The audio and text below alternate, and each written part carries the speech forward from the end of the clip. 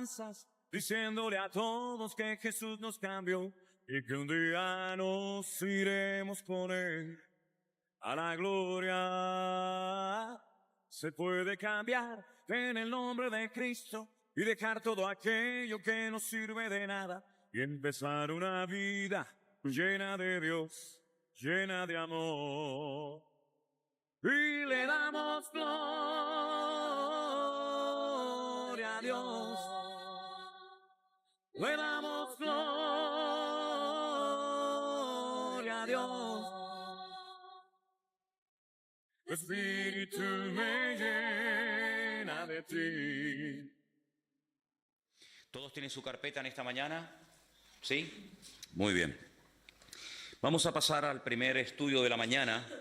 Les recuerdo que a la tarde los grupos tendrán su tiempo de participación y el material que vamos a dar ahora, vamos a ir a las dos porciones que tenían que haber leído los jóvenes, que una estaba en el libro de Éxodo y la otra estaba en el libro de Deuteronomio, ¿sí? Empecemos primero por la del libro del Éxodo, que era Éxodo capítulo 17, Éxodo capítulo 17.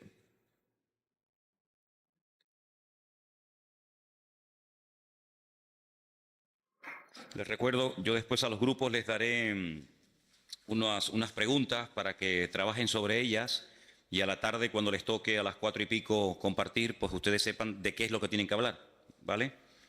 Entonces nos vamos al libro de Éxodo, el capítulo 17, del versículo 8 en adelante, ¿sí? ¿Lo tienen? Entonces vino Amalec y peleó contra Israel en Refidim. Y dijo Moisés a Josué: escógenos varones y sal a pelear contra Amalec mañana. Yo estaré sobre la cumbre del collado y la vara de Dios en mi mano. Hizo Josué como le dijo Moisés, peleando contra Amalec, y Moisés y Aarón y Hur subieron a la cumbre del collado. Y sucedió que cuando alzaba Moisés su mano, Israel prevalecía, mas cuando él bajaba su mano, prevalecía Amalec. Y las manos de Moisés se cansaban, por lo que tomaron una piedra y la pusieron debajo de él, y se sentó sobre ella, y Aarón y Hur sostenían sus manos, el uno de un lado y el otro de otro. Así hubo en sus manos firmeza hasta que se puso el sol. Josué deshizo a Amalec y a su pueblo a filo de espada.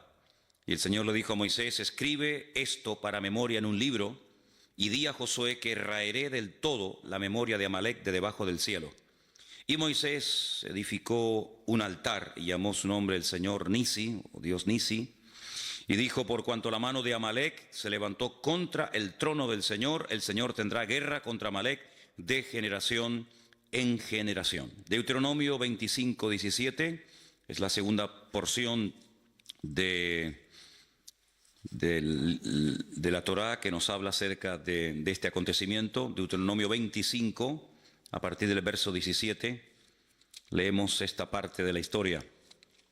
Y dice así: acuérdate de lo que hizo Amalec contigo en el camino cuando salías de Egipto, de cómo te salió al encuentro en el camino y te desbarató la retaguardia de todos los débiles que iban detrás de ti, cuando tú estabas, como dice aquí, cansado y trabajado, y no tuvo ningún temor de Dios.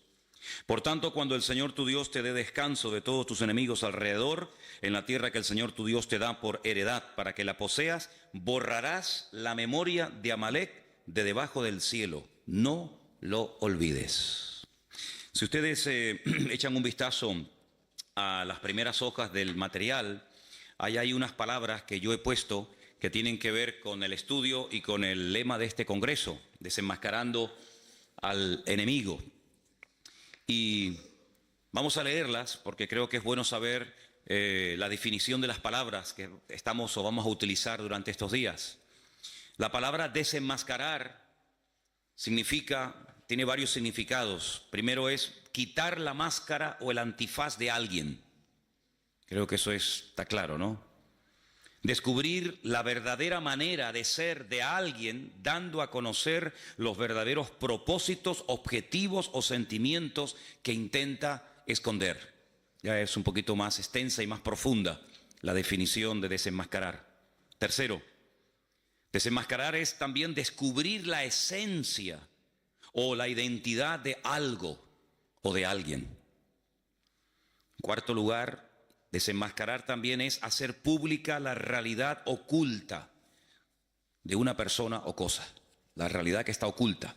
Sinónimos de la palabra desenmascarar, pues descubrir, destapar, revelar, mostrar, denunciar, etc. Hemos dicho que lo que queremos es desenmascarar al enemigo. Entonces por eso pienso que es bueno también leer la definición de la palabra enemigo. Enemigo es alguien que se opone a algo o a alguien o es contrario a ellos. Persona que tiene mala voluntad a otra y le desea o hace mal. Eso se considera un enemigo. En tercer lugar, el enemigo es el contrario en la guerra. Es contra quien se pelea, no contra el amigo. Cuarto lugar, enemigo es la persona o grupo que se opone a otro, sea por sus ideas, pensamientos o actividades o por cualquier otro motivo. Sinónimos de la palabra enemigo: adversario, que también aparece en la Biblia, contrario, rival, contrincante, oponente, no está mal escrita, es oponente, etc. Hemos leído la palabra retaguardia. Hay que saber lo que estamos hablando. La retaguardia es la parte de un ejército o de una fuerza desplegada que avanza en la parte trasera o que se mantiene más alejada del enemigo. Retaguardia es también la zona más alejada del frente de toda zona ocupada por el enemigo. Sinónimos de retaguardia: detrás, posterior, cola, final, etc. Desbaratar significa deshacer o arruinar algo. Sinónimos de la palabra desbaratar: desordenar, dilapidar, desorganizar, desarreglar, etc. Vamos a tener en la mano o ahí al alcance la página que dice arriba Amalek y Amán. Esa es la primera que vamos a estar leyendo en esta mañana, ¿sí? Amalek y Amán. Partimos de la base que Amalek era un pueblo real que existía, que se había arraigado en la tierra de Canaán antes de que el pueblo de Israel viniera de la esclavitud de Egipto. Y Amalek, como vamos a ver en este día, fue el primer pueblo que se atrevió a atacar directamente al pueblo de Israel, pero utilizó una estrategia muy interesante y fue atacarle por la parte de atrás, por la retaguardia. No es el enemigo que se caracteriza por ir de frente, como podían ser otros enemigos de la Biblia, sino que es el enemigo que aprovecha la parte débil, a los cansados, a los enfermos, a los que no pueden ir al mismo ritmo de los demás. Esa es la forma como ataca Amalek, por la espalda, ¿no? Entonces vamos a leer algunas cositas que se dice aquí, y vamos a ir metiéndonos en el estudio de esta mañana. Amalek es esa nación que ha intentado destruir al pueblo de Israel a lo largo de su historia. En términos físicos, Amalek es una nación de individuos que odian a los judíos con un odio violento y mortal. Pero cualquier fenómeno físico tiene una raíz espiritual. Todo fenómeno físico no es más que una fuerza espiritual que se manifiesta en el mundo. Hemos dicho en más de una ocasión que lo natural en muchas ocasiones es un reflejo de lo espiritual. Cuando tú vas, por ejemplo, caminando y ves tu sombra en el suelo, la sombra no eres tú, la sombra es un reflejo de lo que tú realmente eres. Pero lo que vemos es la sombra, pero lo que vemos es un reflejo de lo que no se puede ver, ¿de acuerdo? Entonces, cuando ocurre algo en el mundo natural, el hombre que no tiene el Espíritu de Dios no puede interpretar, no puede leer, ni siquiera se percata de que detrás de ese fenómeno aparentemente normal, algo que ocurrió como producto de la casualidad o como una intervención de la naturaleza, pues él no sabe leer lo que está pasando, ¿no? Detrás de una situación, detrás de una guerra, o detrás de cualquier situación. Sin embargo, queremos insistir en esto. Para nosotros los creyentes, los acontecimientos aparentemente normales y naturales de la vida tienen una lectura diferente, una lectura, digamos, también de tipo espiritual, porque lo natural es un reflejo de lo espiritual. Entonces, el apóstol Pablo, que era conocedor de esta gran verdad que estamos diciendo en esta mañana, cuando él escribe la primera carta a los hermanos de la iglesia de Corinto, les dice que cuanta cosa ocurrió en el Antiguo Testamento, desde que salieron de la tierra de Egipto hasta que llegaron a la tierra prometida, dice, todo aquello fue una especie de sombra, todo aquello es un ejemplo natural de lo que está ocurriendo en el mundo espiritual y sobre todo en el tiempo en el cual vivimos nosotros hoy en día. Los enemigos naturales que tuvo que enfrentarse Israel, como los amalecitas, los amorreos, los jebuseos, etcétera, pues simplemente son un ejemplo, un botón de muestra objetivo, visible, de esos enemigos espirituales con los cuales tendría que enfrentarse el pueblo de Dios a lo largo de la historia. El faraón es un tipo de Satanás.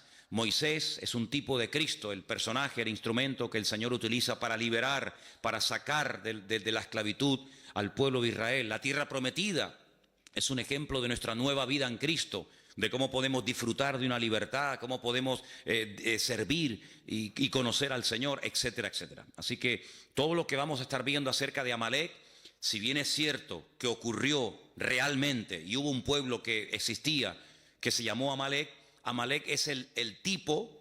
Hay dos figuras de dicción muy importantes en la Biblia, las iremos estudiando Dios mediante ahora en estas clases de hermenéutica que hemos comenzado. Y una es el tipo y otra es el antitipo. El tipo es lo que prefigura, lo que anticipa lo que va a suceder en el futuro. Y cuando tú ves el cumplimiento de ese tipo en la persona real o en el acontecimiento real, eso es el antitipo, ¿vale? Entonces, Amalek es un tipo de todos los enemigos que a lo largo de la historia se enfrentarían no solamente con el pueblo de Israel, sino con todos los creyentes en el Dios de Israel, ¿vale? Seguimos leyendo el párrafo número 2, así que quédate con esto. Todo fenómeno físico no es más que una fuerza espiritual que se manifiesta en el mundo. Amalek representa, por lo tanto, esa fuerza que desea destruir al pueblo de Dios y a su destino, su propósito. Ahora, ¿qué fuerza espiritual es la que representaba en su momento el pueblo de Israel? ¿Por qué tanto empeño en destruir a ese pueblo? Porque el pueblo de Israel tenía el deber de la presencia de Dios en el mundo. Era el único pueblo en aquel momento que existía monoteísta de la tierra, y Dios le dijo en cierta ocasión a ellos que ellos iban a ser sus testigos. Todos los pueblos que en aquel tiempo existían, todos absolutamente, salvo el pueblo de Israel, eran politeístas. Hay una lista enorme en la Biblia de dioses que se adoraban en aquel tiempo: Quemos, Milcón, Moloc, Baal, Astarot, Astarte y tantos, ¿va? El único pueblo que tenía la creencia en un único Dios, creador del cielo, de la tierra y de todo lo visible, era el pueblo de Israel. Por lo tanto, si a un enemigo se le ocurría, como el caso de Amalek, atacar y destruir al pueblo de Israel, automáticamente la tierra quedaría sin testimonio.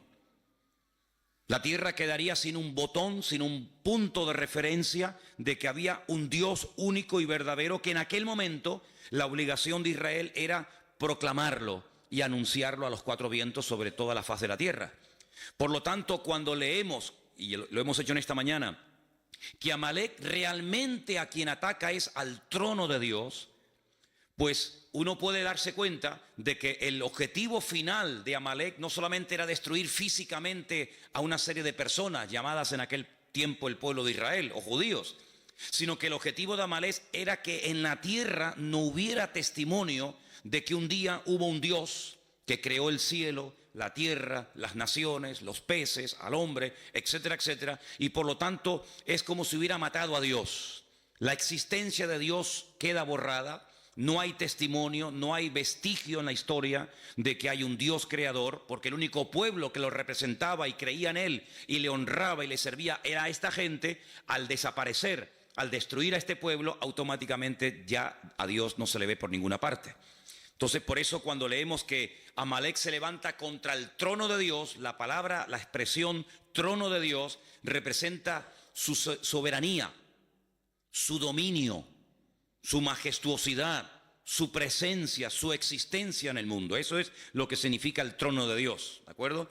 Fijaros que, por ejemplo, antes de Amalek, Satanás, vamos a leer esas porciones también seguramente en esta mañana, Satanás, él lo que intenta es destronar a Dios. No solamente quitar a Dios de en medio, sino que no se hable de Dios, de su existencia, de su obra, y de esa manera, pues el mundo queda a la deriva, como un barco sin timón. No hay presencia de Dios, no hay testimonio de Dios, por lo tanto comamos y bebamos, que aquí no pasa nada. Ese es el objetivo de Amalek. Los testigos dan testimonio de aquello que no puede ser visto. Eso es un testigo, una persona que cuando algo ha ocurrido y ellos lo han podido ver, son llamados. Eso es fundamentalmente la función de un testigo. Si algo está presente o es evidente, son totalmente innecesarios los testigos. Esto es solo cuando la cosa o suceso no puede ser percibido directamente, entonces es cuando se llama a los testigos. ¿Usted estuvo allí?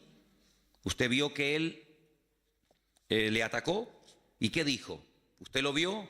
¿Y cómo fue? ¿Y cómo no fue? ¿Y cuántos eran? ¿Y a qué hora era más o menos? Eso es lo que hace un testigo. Si en lo que el testigo va a decir es evidente y es visible, la presencia de los testigos es totalmente innecesaria. Por lo tanto, como la presencia del Señor, la soberanía del Señor era un concepto abstracto, invisible, tenía que haber una presencia visible, en este caso era el pueblo de Israel, que diera testimonio de que cada vez que la gente levantaba la cabeza y veía un pájaro cruzar por el cielo, ese pájaro no salió de la nada, sino que detrás de ese pájaro hay un creador que lo diseñó, que lo formó y que ahí lo puso. Y detrás de esa estrella, y detrás del sol, y detrás de la luna, y cuando paseamos por el campo y vemos las flores y los animales, etcétera, etcétera, ellos eran los únicos testigos en aquel tiempo de todo esto. Por lo tanto, Amalek, su objetivo era borrar de la faz de la tierra todo vestigio y presencia de Dios. Por lo tanto, de la misma manera, la presencia de Dios no era percibida directamente en el mundo. Por eso el pueblo de Israel en aquel momento era el testigo que tenía la tarea de dar testimonio de que detrás de las bambalinas se hallaba la presencia del Señor. Si ellos callaban, automáticamente Dios quedaba mudo en el mundo. Digamos en cierto sentido que Israel en aquel momento era la boca de Dios, era el testigo de Dios que podía decirle al mundo que detrás de la creación había un creador y un diseñador. De la misma manera, hoy en día, todos y cada uno de nosotros, no solo con nuestras palabras, sino con nuestras vidas, debemos de dar testimonio de la existencia y de la presencia de Dios en el mundo. Por eso la persecución no solamente ya abarca al pueblo de Israel, sino que abarca a todo aquel que ha creído y que ha confiado y que ha depositado su fe en el Dios del pueblo de Israel, en el Dios único y verdadero. Por eso no solamente Amalek ataca y sigue atacando al pueblo de Israel, sino que también ataca a todo el conjunto del pueblo de Dios. Y ahí lógicamente entramos tú y yo. El pueblo de Israel es el único pueblo monoteísta del mundo. Es el único pueblo que va de un extremo a otro. O cree en el Dios único y verdadero, el Dios de Abraham, de Isaac y de Jacob, o no creen en nadie. No hay católicos judíos. No hay personas que se abrazan a cualquier otra creencia o religión. O creen o no creen. O son creyentes en el Dios único y verdadero, o son ateos, son paganos y no les interesa absolutamente nada. Por eso es un pueblo que en Medio Oriente, es el único pueblo en el Medio Oriente, rodeado de más de 200 millones de árabes, de musulmanes, que da testimonio de que el Dios que se adora en ese pequeño país, en ese pequeño territorio, es un Dios diferente. No es Alá, no es Mahoma, no es el Corán, sino es el Dios de siempre, y por eso una guerra constante y permanente contra ese pueblo que está marcando allí una diferencia. Si el pueblo de Israel fueran todos musulmanes, si el pueblo de Israel, en vez de adorar al Dios de Abraham, de Isaac y de Jacob, adoraran a Alá y creyeran en Mahoma y tuvieran el Corán, automáticamente se acabaría el conflicto. Pero, como no es así, es una piedra en el zapato. Es un pueblo que va en contra de la norma establecida de la zona, y por lo tanto el enemigo no quiere que en un territorio donde él ha hecho lo que le ha dado la gana durante generaciones y generaciones, haya un pueblo, por así decirlo, que le lleve la contraria. Pero ahora no solamente existe ese pueblo, ahora no solamente hay esa gente allí, sino que ahora hay por toda la faz de la tierra, por los 5 continentes de la tierra, hay diseminado más de 1.000 millones de personas que creen también en el Dios de los judíos, o en el Dios que vino a través del pueblo de Israel. Por lo tanto, la guerra es contra todo creyente verdadero en el Dios único y verdadero que es nuestro Dios. Amén. Seguimos. Amalek, mientras leemos, ustedes pueden ir pensando de quién más o menos podemos estar hablando. Y Amalek está dispuesto a sacrificarse a fin de destruir completamente cualquier evidencia de la presencia de Dios en el mundo. Está dispuesto a hacer cualquier cosa con tal de borrar la existencia y el testimonio de Dios en la tierra. El mayor acto de obediencia pedido por Dios a un hombre fue el acto de sacrificar a un hijo. Ese fue el mayor acto de obediencia que jamás Dios le ha pedido a un hombre. Ya sé que hay otros casos, como por ejemplo el de Saúl, que también lo vamos a analizar, que era un acto de obediencia, de acatar la voluntad, la misión de Dios para su tiempo, pero nada que ver con el hecho de que Dios te pida que mates a tu hijo. Es mucho más fácil matar a un filisteo que matar a tu hijo. Es mucho más fácil construir un barco en medio de la nada, como hizo Noé, que matar a tu hijo. Es mucho más fácil hacerle la guerra a los enemigos y despropiarlos de todos sus tesoros y construir un templo a tu Dios que matar a tu propio hijo. Si el acto de obediencia más grande que jamás un hombre ha tenido que realizar es el caso de cuando Dios le pide a Abraham que sacrifique a su hijo. Por lo tanto, ellos saben perfectamente en esa cultura que el acto de obediencia más grande que un hombre estuvo dispuesto a hacer fue sacrificar a su propio hijo. En cierto sentido, un hijo es una proyección de uno mismo, ¿verdad? Como alguien dijo, ¿qué es un hijo? Es la proyección de tu yo. Tu yo se proyecta en tu hijo y el de tu hijo en su hijo, y así sucesivamente.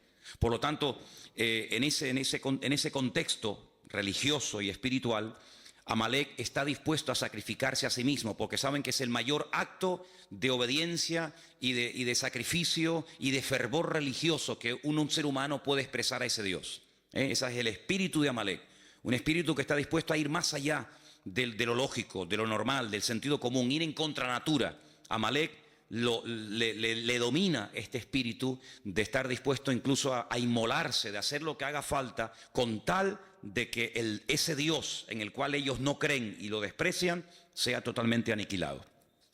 Está dispuesto, como hemos dicho, al sacrificio, está dispuesto a sacrificar todo, absolutamente todo, con tal de alcanzar esa meta. Por ejemplo, si ustedes van a la ciudad de Jenin, a la ciudad de Ramallah, a la franja de Gaza y a otras poblaciones palestinas, las calles, las avenidas, los bulevares, los parques de esas ciudades tienen los nombres de todos aquellos, entre comillas, mártires que han dado su vida por la causa palestina.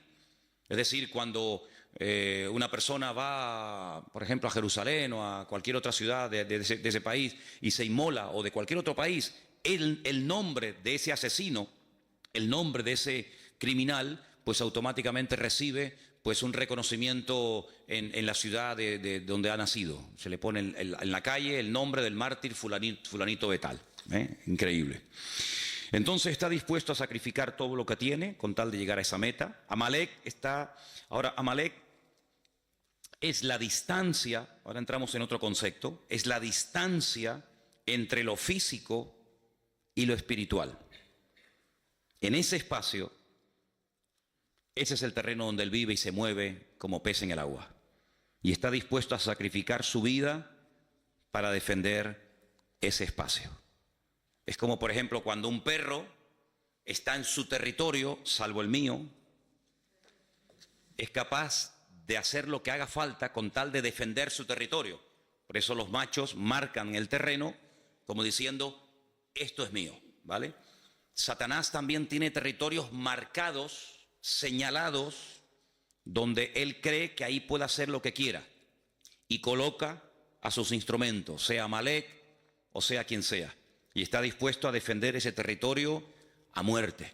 Por eso cuando el apóstol Pablo, y leeremos esta porción en el día de hoy, en Efesios capítulo 6, él habla de espíritus territoriales, no solamente de demonios que en un momento determinado individualmente pueden afectar o enfermar a personas o debilitarlas o incluso hasta matarlas, enajenarlas, como el caso también del endemoniado gadareno, sino que incluso marca territorios, marca zonas, ciudades, países, donde considera que él es el dueño, ¿verdad? El príncipe de la potestad del aire, principados, gobernadores de las tinieblas de este siglo, huestes espirituales de maldad, etcétera, etcétera. Entonces, en un sentido profundo, el significado de esta batalla entre Amalek y el pueblo de Dios es que ellos luchan contra Dios y contra su presencia en el mundo. Esta es la raíz de todas las batallas y de todas las guerras. Así de claro. Vamos a leer algunos versículos en esta mañana. Voy a pedir a algunos de ustedes que me ayuden. Por ejemplo, vamos a leer en 2 de Timoteo 4:7, 1 de Pedro 5:8. Entonces, leamos esos dos versículos antes de seguir adelante en esta mañana. Repito, 2 de Pedro 4:7, perdón, 2 de Timoteo 4:7 y también 1 de Pedro 5:8. ¿Quién tiene Timoteo? ¿Sí? Vamos. He peleado la buena batalla, he acabado la carrera, he guardado la fe. Pablo es el autor bíblico que más términos militares utiliza en sus cartas. Casco, espada, yelmo, guerra, soldados y cantidad de términos típica y puramente militares. Habla de guerras, habla de batallas, habla de enemigos. Y es que Pablo tenía una percepción del mundo espiritual muy clara, muy clara. Y por eso él dice al final de su carrera, al final de su ministerio, que él lo que realmente ha hecho a lo largo de su existencia es pelear la buena batalla. Si él no ha estado de rositas, él no ha estado de vacaciones, él no ha estado pegándose la gran vida, sino que él ha sido un guerrero. Él llegó incluso a decir, yo traigo en mi propio cuerpo, físicamente hablando, marcas de las pedradas, del martirio, de los zarpazos de los leones, de lanzas, en fin, de tantas y tantas cosas. Porque Pablo compara la batalla espiritual del creyente con una auténtica guerra. Y el campo de batalla nuestro hoy en día es el mundo. Y por eso el apóstol Pablo, cuando describe la realidad de la vida cristiana, la describe como una persona que está continuamente en guerra, como un soldado, y por eso utiliza los términos que acabo de mencionar, ¿no? El apóstol Pedro habla acerca de que tenemos todos un enemigo en común. Y ese enemigo lo compara a un animal. ¿Quién tiene, por favor, según 1 de Pedro 5:8? Sonia. Dice, sed sobrios y velad, porque vuestro adversario el diablo, como león rugiente, anda alrededor buscando a quien devorar. Vuestro adversario es una realidad. Continuamente está dando vueltas y vueltas y vueltas, tratando de buscar a alguien y devorarlo, matarlo, destruirlo. No es que le va a hacer una caricia, no es que le va a venir a asustar, sino devorarlo, destruirlo completamente. Así como Amalek quería destruir completamente la presencia de Dios en el mundo, representada en aquel momento por el pueblo de Israel, hoy en día Satanás lo que quiere es que no haya testimonio en tu casa de la presencia de Dios, que no haya testimonio en tu barrio, que no haya testimonio en el mundo de que nosotros estamos hoy en día siendo testigos de Cristo, de su resurrección, de su muerte, de su venida, etcétera, etcétera. Si vamos a Efesios capítulo 6, en Efesios capítulo 6 el apóstol Pablo está preso en Roma. Él escribe desde la cárcel 4 cartas, se conocen como epístolas de prisión, y en Efesios el capítulo 6, estando él preso en Roma, seguramente ya a punto de morir, escribe 4 cartas. Una de ellas es la carta a los Efesios, otras a los Filipenses. Y en esta concretamente, en el capítulo 6, verso 10, el apóstol Pablo habla en estos términos clarísimos. Por lo demás, hermanos míos, fortaleceos en el Señor y en el poder de su fuerza. Vestíos de toda la armadura de Dios, para que podáis estar firme contra las acechanzas del diablo. Porque no tenemos lucha contra sangre y carne. Esa era la guerra que llevaban los romanos en el mundo, contra ejércitos, personas, seres humanos. Sino que nuestra lucha es, fíjense, contra principados, viene de príncipes. Hay príncipes en el mundo espiritual. En el mundo de las tinieblas hay gente que tiene el galón, que tiene ¿cómo es? El título de ser un príncipe, ¿sí? Como en el ejército hay generales y comandantes y tenientes y subtenientes y sargentos. En el mundo espiritual no todos los demonios, no todos los ángeles que cayeron el día de la rebelión de Satanás en la presencia del Señor, ¿verdad? Antes de la creación de Adán y Eva, no todos son iguales. Hay algunos que son auténticos príncipes y hay otros que son, como dice aquí, príncipes de las potestades contra gobernadores. Otros tienen, ¿verdad?, el rango de gobernador de Santa Cruz, gobernador de cualquier otro lugar, gobernadores de las tinieblas de este siglo, huestes espirituales de maldad en las regiones celestes. Y ante este panorama, ante esta descripción del mundo espiritual, que no es ciencia ficción ni mitología griega, sino es Biblia, ¿qué podemos hacer? Porque además ellos juegan con una ventaja sobre nosotros, entre comillas, y es que ellos nos ven a nosotros, pero nosotros, salvo raras excepciones, no los vemos a ellos. Entonces, defenderte contra un enemigo que ves, que sabes por dónde viene y por dónde va, pues no es tan complicado. Pero defenderte contra un enemigo que no sabes si está por detrás, por delante, arriba o abajo, pues es mucho más complicado, ¿vale?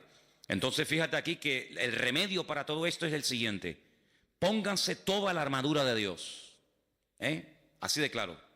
Tomen toda la armadura de Dios. ¿Para qué? Para que podáis resistir en el día malo. En el día bueno no hay que resistir nada. En el día bueno lo que hay es que gozarse. Este es el día que creó el Señor. Gocémonos y alegrémonos en él, decía el salmista. Pero la armadura es para el día malo. Entonces, cuando resistas el día malo, podrás acabar todo y estar firme. Estad pues firmes, ceñidos vuestros lomos con la verdad, vestidos con la coraza de justicia. Era la parte del cuerpo del centurión romano que había que proteger tremendamente. ¿Por qué? Porque la coraza te protegía de los pulmones y el corazón, órganos vitales. Los calzados los pies con el apresto del Evangelio de la paz. Napoleón decía que se puede ganar o perder una guerra según el calzado que uses. Es como un rally o como una carrera de motos, una carrera de Fórmula 1. Los expertos saben que el mejor coche del mundo, la mejor escudería del mundo, puede perder un mundial por haber escogido mal una rueda. Tenían que haber escogido un tipo de rueda blanda, dura, lo que sea, y se equivocaron y era el mejor coche, como el más poderoso, el más potente, el más cilindrada, pero escogieron mal. Entonces Napoleón decía que tenían que cuidar sumamente el calzado de los soldados romanos, en este caso de los soldados franceses, porque sabía que una guerra se puede perder con un mal calzado. Y el Señor dice que el mejor calzado que podemos utilizar es el apresto del Evangelio. Caminar guiados por la palabra de Dios. Lámparas a mis pies tu palabra, lumbrera mi camino. Sobre todo, todo esto es importante, pero sobre todo, dice aquí, tomad el escudo de la fe. Había dos tipos de escudo, uno que era redondo, que era cuando se estaba de guardia, y un escudo que era muy alto, que te llegaba casi desde la barbilla hasta los tobillos, y era el que se llevaba al combate. Entonces cuando lanzaban las flechas, se lo ponían así y se tapaban y las flechas golpeaban y no caían, ¿no?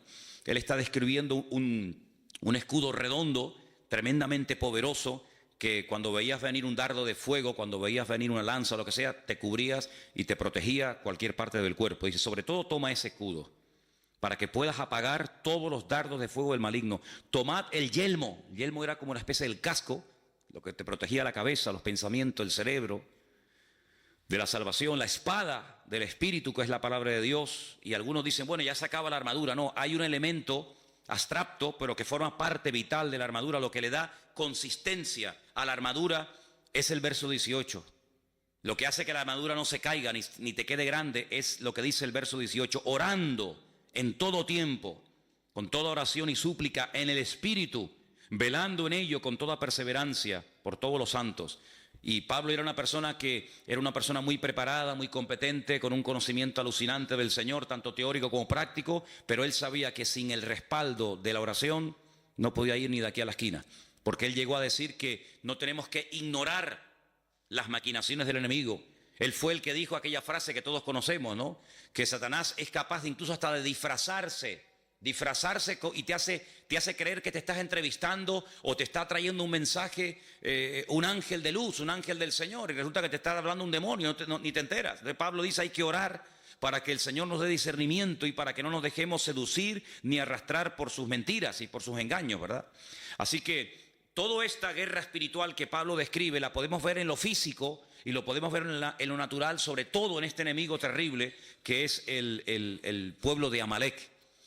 Sigamos leyendo la segunda página. Dice que Amalek significa tinieblas y el florecimiento del mal.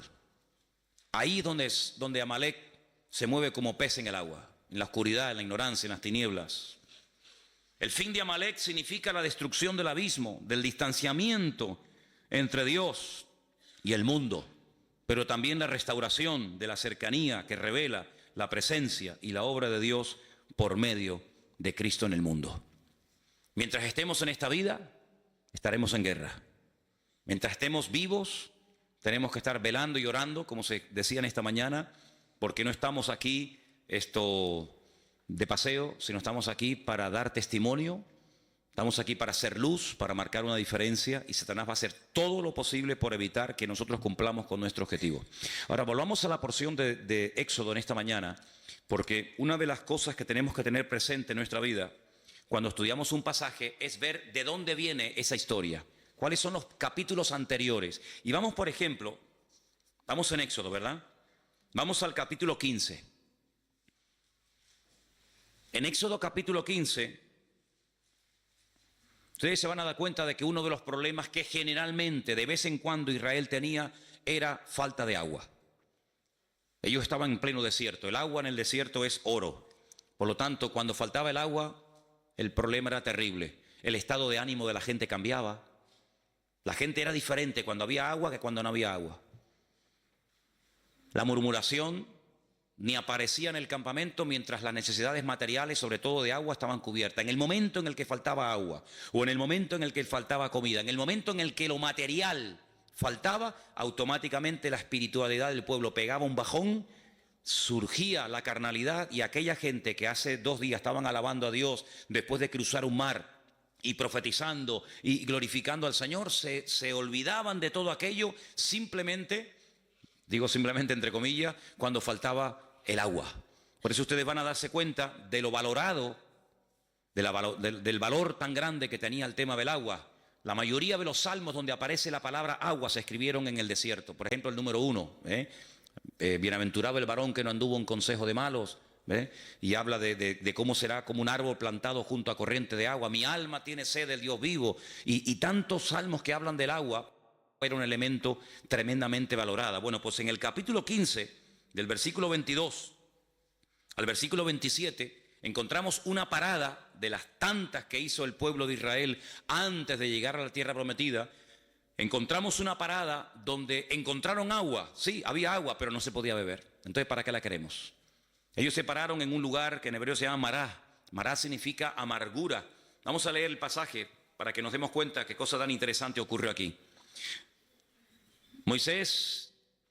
Hizo Moisés que partiese Israel del Mar Rojo.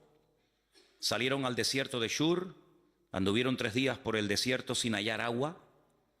Llegaron a Mará y no pudieron beber las aguas de Mará porque eran amargas. Por eso le pusieron el nombre Mará, amarga. Entonces, ¿qué ocurre? Ese pueblo que salió cantando, danzando y profetizando del Mar Rojo comienza a murmurar contra Moisés y le dice: ¿qué hemos de beber? Moisés clamó al Señor y el Señor le mostró un árbol, lo echó en las aguas y las aguas se endulzaron, y allí le dio estatutos y ordenanzas y allí los probó. Eso es lo importante. Esto es una prueba. Yo quiero ver cómo reacciona el pueblo ante la primera. Esta es la primera dificultad con la que se encuentra Israel cuando sale de Egipto. Vendrían otras, pero esta es la primera. Habéis visto la gloria mía en Egipto. Habéis visto cómo el faraón murió, habéis visto cómo el ejército del faraón fue destruido, habéis visto el Mar Rojo abierto. A ver ahora cómo reaccionan, porque ya sé cómo reaccionan en la alegría. Ahora en la adversidad, a ver cómo reaccionan. Pues como se esperaba, ¿no? Como murmuración. Y dijo: si oyeres atentamente la voz del Señor tu Dios, e hicieres lo recto delante de sus ojos, y dieres oído a tus mandamientos, y guardares sus mandamientos, sus estatutos, ninguna enfermedad de las que envié a los egipcios te enviaré a ti, porque yo soy el Señor, tu sanador. Llegaron a Elim, donde dice que había 12 fuentes y 70 palmeras, y acamparon allí junto a las aguas. Si los lleva a Mara, no pueden beber el agua, es amarga. El Señor les muestra un árbol que es tipo de Cristo, de cómo endulza la vida, de cómo endulza las aguas. Allí los prueba, le da estatutos, le da leyes y dice, ok, ya veo cómo reaccionan cuando no tienen agua. Vamos a otra parada, los lleva a Elim, y en Elim dice que había, hasta el día de hoy, en Elim siguen habiendo las palmeras que menciona aquí, 70 palmeras y 12 fuentes de aguas. Dice la Biblia que Moisés llegó a tener 70 ancianos. Una palmera para cada anciano. Si debajo de cada palmera, y no solamente se refiere a una palmera en singular, sino a un grupo de palmeras, ¿verdad? Para cada anciano. Y 12 fuentes de agua, para que cada tribu tenga su propia agua y no tenga que depender este de este ni el otro del otro, sino que cada uno tenga su propia fuente de agua. Y es interesante notar, si me pueden acercar un segundito la pizarra para ponerla aquí. Miren, dice que allí el Señor les da una promesa tremenda. La promesa que el Señor les da allí es una promesa, gracias, así mirando para allá.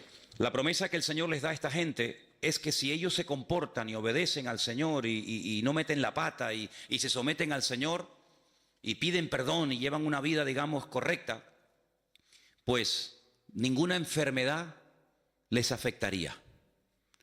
Ahora, si un día hacemos un estudio detallado de cuántas enfermedades menciona la Biblia, nos quedamos asombrados.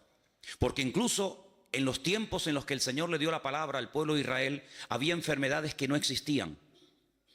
Pero ellos podían activar una serie de enfermedades que no existían. Les dijo, si ustedes me obedecen, si ustedes se someten a mi palabra, si ustedes viven en sometimiento a mi palabra, a mis estatutos y a mis leyes, ninguna enfermedad de las que mandé a los egipcios se la mandaría a ustedes. Pero si ustedes no me obedecen, y comienza a mencionar enfermedades que hasta ese momento ni existían en el mundo. Luego, el tema del perdón, el tema de vivir cerca del Señor es muy interesante. Por ejemplo, tú tienes buena letra, ¿no, Daniel? Pon ahí, pon la palabra Mejilá. Apunten ahí si quieren esto. La palabra Mejilá, con J. La palabra Mejilá significa perdón, en hebreo, perdón. Eso es. Y una palabra que él va a poner abajo, que es la palabra Majalé, significa enfermedad. Mejilá, perdón. Majalé,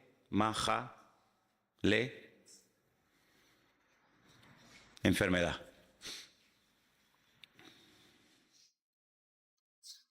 Ahora, estas dos palabras que ustedes tienen ahí, Mejilá y Majalé, en hebreo se escriben sin vocales.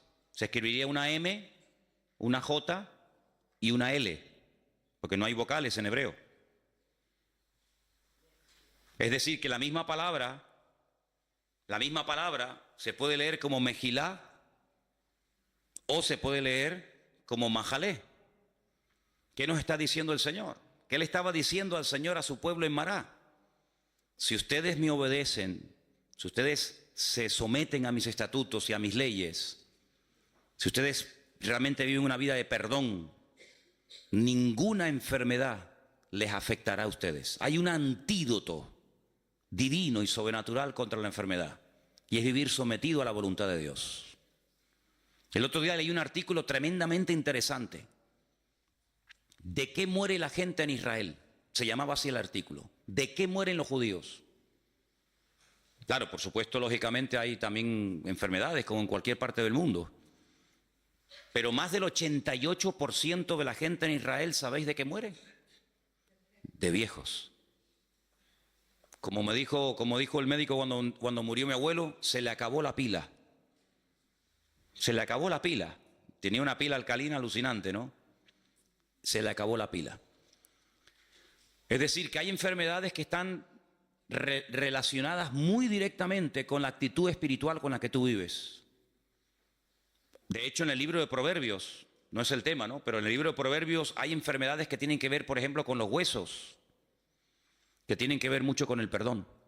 La persona rencorosa, la persona que odia, la persona que no quiere perdonar, la persona que tiene esa herida contra el padre, contra la madre, contra el abuelo, contra el marido, contra lo que sea, dice que termina secándose los huesos.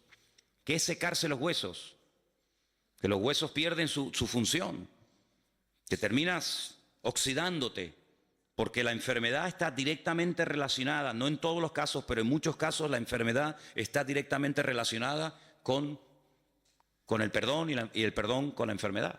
Donde hay perdón, hay una salud emocional que afecta positivamente tu salud física y por el contrario exactamente igual.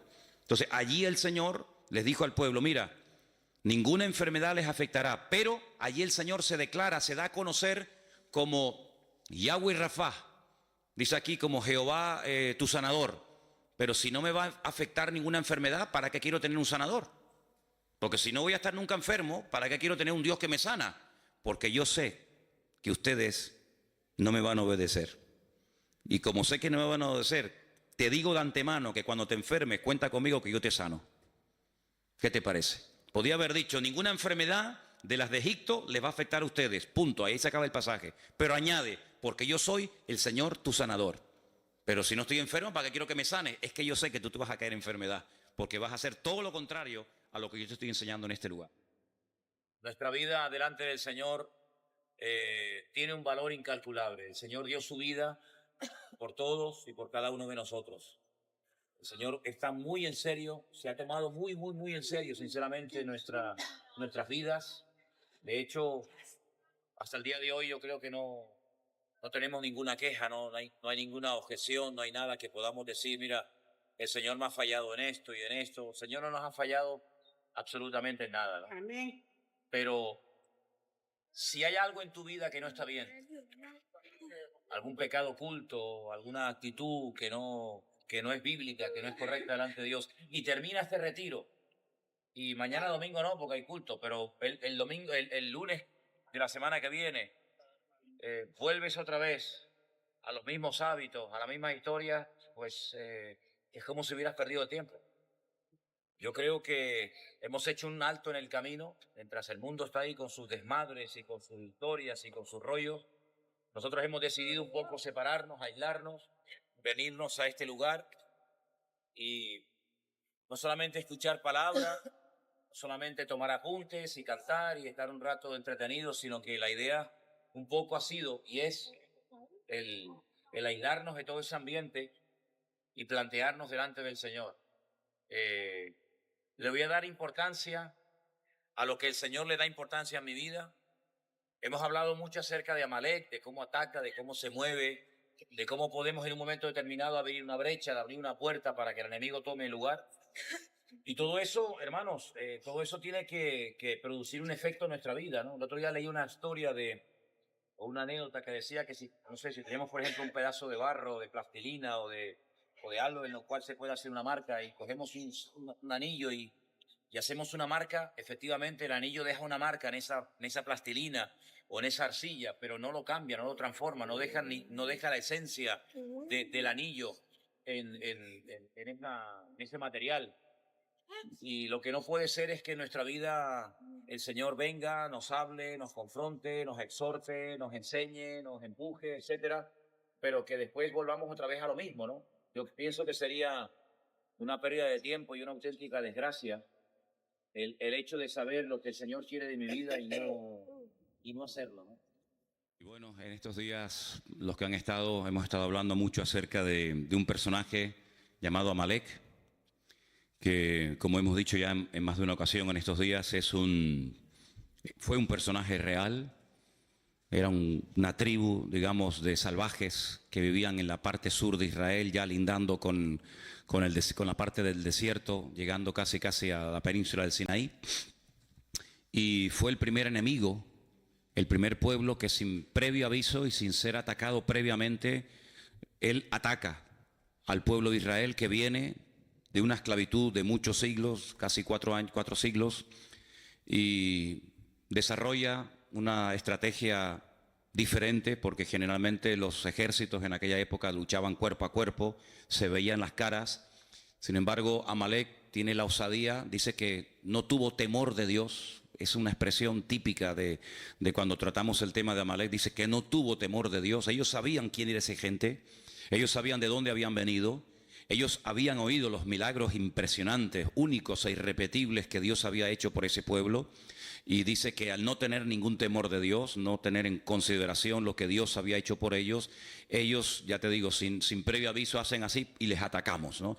Pero son tan cobardes en su ataque que dice que no van de frente, sino que le atacan por la retaguardia.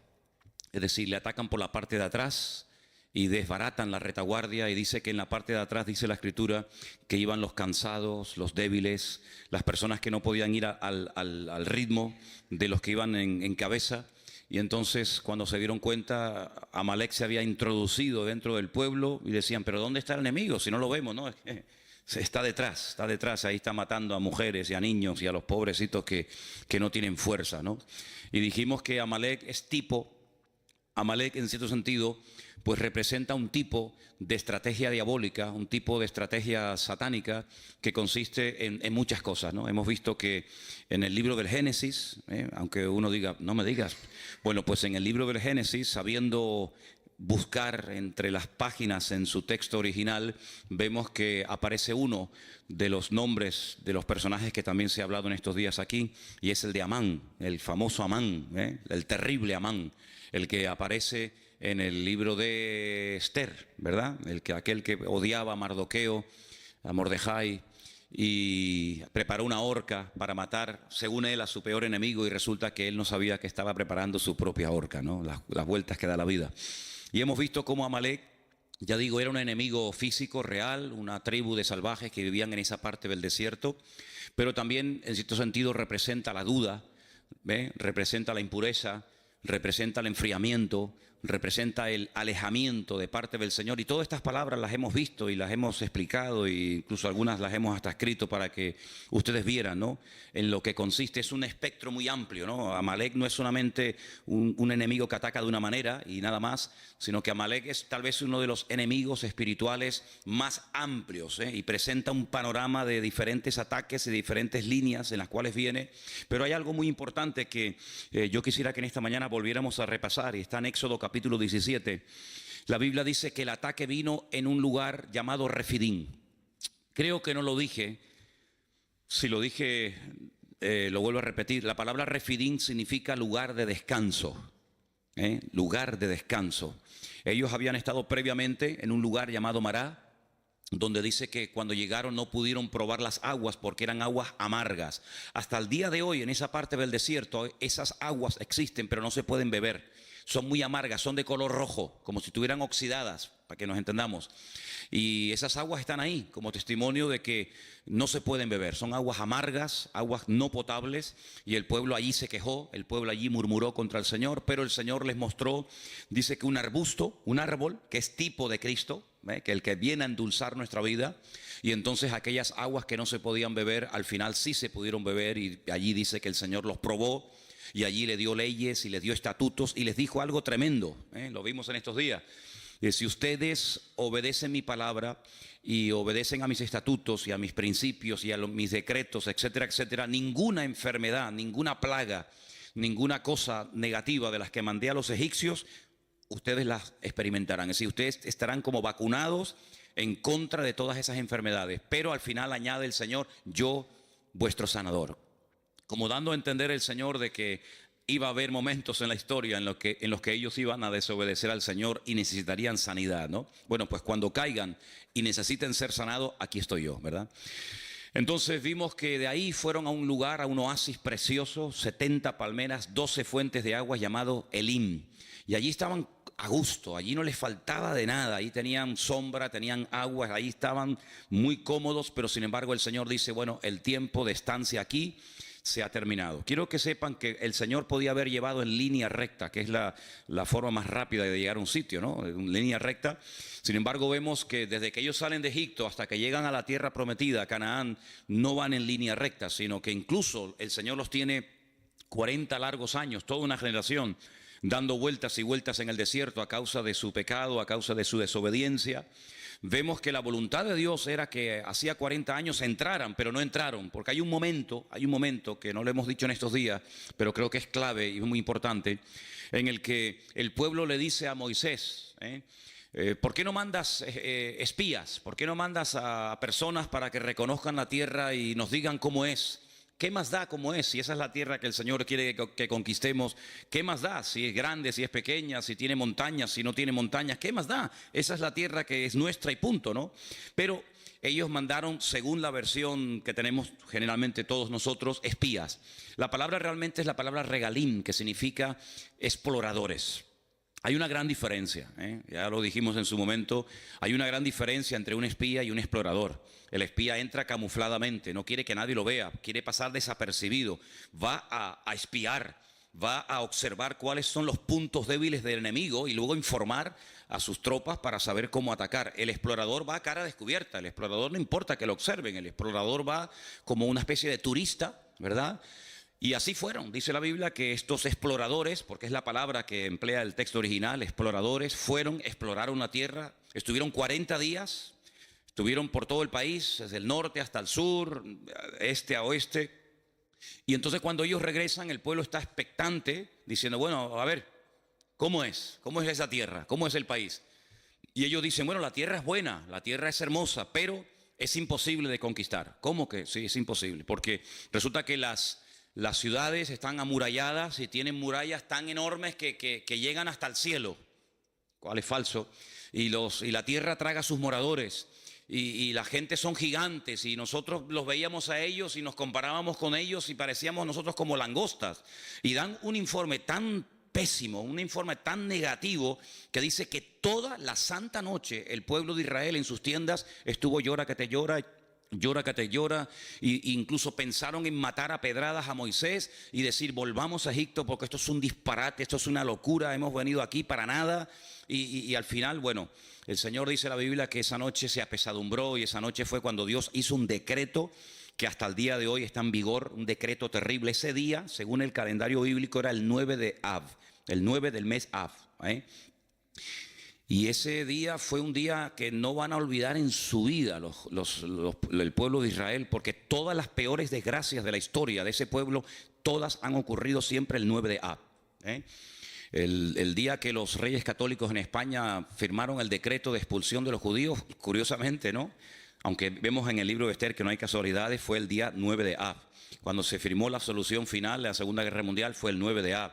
Cuando se destruyó el primer templo de Jerusalén antes de Cristo fue el 9 de Av. Cuando se destruyó el segundo templo 70 años después de Cristo fue el 9 de Av.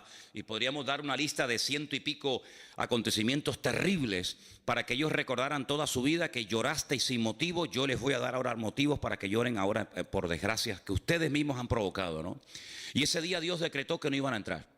Ese día el Señor dijo, vais a estar un año por día. Si 40 días visteis la tierra, desechasteis la tierra, os habéis quejado, no os gusta lo que yo tengo preparado para vosotros, muy bien, pues venga al desierto a dar vueltas. En vez de 40 días, 40 años.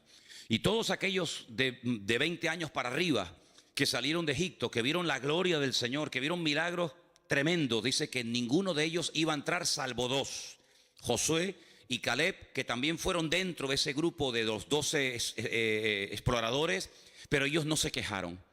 Dice, por ejemplo, que Caleb fue hacia una región donde estaban enterrados los patriarcas, la ciudad de Hebrón. En aquel tiempo se llamaba Kiriat Arba. Kiriat significa pueblo, Arba significa cuatro. El pueblo de los cuatro gigantes o de los cuatro principales.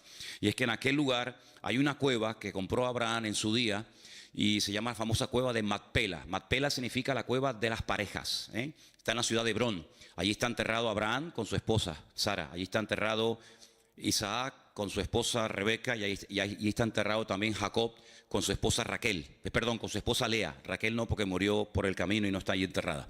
Y hay una tradición judía que dice que también allí está enterrado Adán y Eva. Pero bueno, eso ya es harina de otro costal. La cuestión está en que cuando Caleb vuelve al pueblo, dice, efectivamente, las murallas son muy altas, pero eso no es una mala señal. Si todo es como se mire, alguien dijo, el vaso está medio lleno o medio vacío. ¿Sabéis por qué las ciudades están tan amuralladas? Porque nos tienen miedo. Porque si no nos tuviera miedo, vivirían sin murallas, vivirían sin protección, vivirían sin torres de vigilancia. Pero como nos tienen miedo, han construido enormes murallas porque nos tienen miedo. Así que no se lo tomen por lo negativo, sino tómense lo positivo, ¿vale?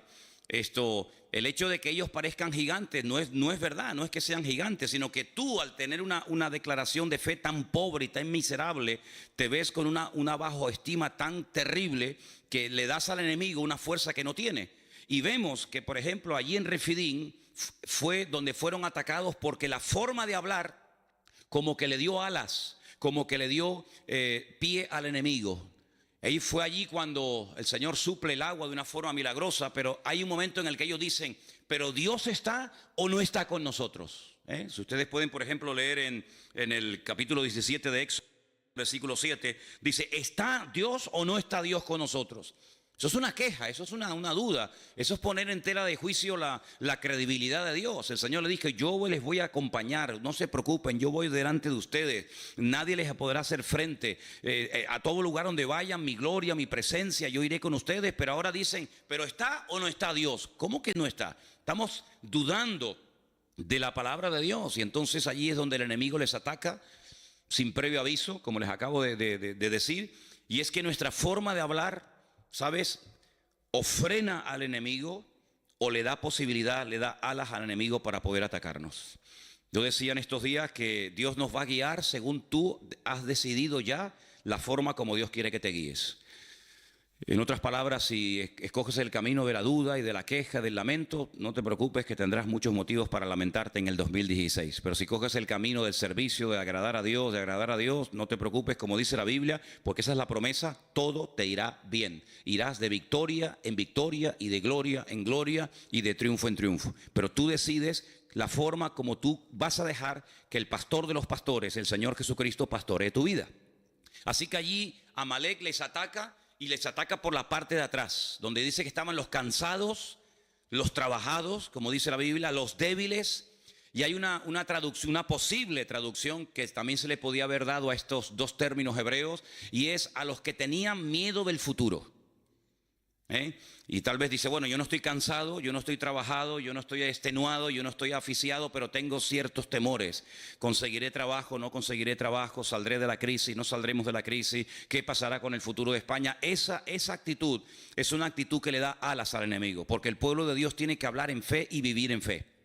Y hasta que no cambiemos nuestra forma de hablar, no vamos a poder cambiar nuestra forma de vivir. Y hasta que no cambiemos nuestra forma de vivir, no vamos a poder ver cosas grandes y maravillosas en nuestra vida.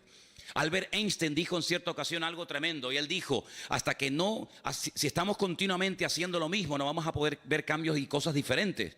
Si seguimos hablando igual, orando igual, creyendo igual, comportándonos igual, no vamos a ver cosas diferentes en nuestra vida.